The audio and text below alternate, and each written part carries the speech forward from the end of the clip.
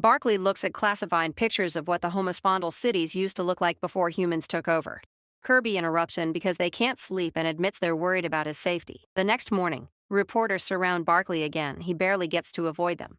A new meeting begins and Barkley informs Salt that the government promises a 50% reduction of contamination by 2065. Salt wants to know why it'll take so long, so Barkley explains it'd take time to gather the resources to tackle the problem.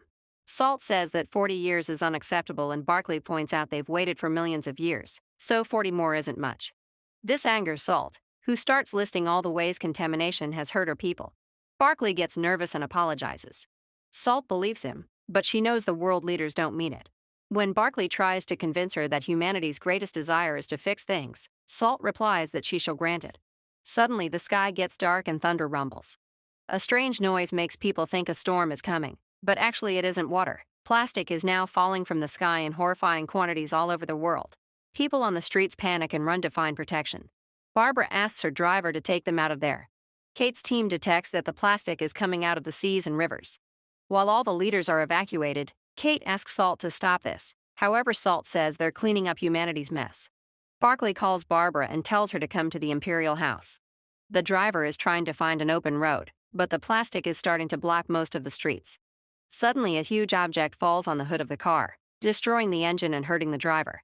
Barbara tells her kid to run, so Kirby gets out of the car and has to dodge a rolling tire. Barbara checks on the driver, but he's already dead. She calls Barkley and tells him to find Kirby on the street. Then she starts running too. Barkley rushes outside and looks for Kirby. He notices that they're about to be hit by a falling anchor, so Barkley tackles Kirby to save them just in time. Barbara then joins them and the whole family runs to hide in the Imperial House. Austin sees this incident as the homospondials declaring war.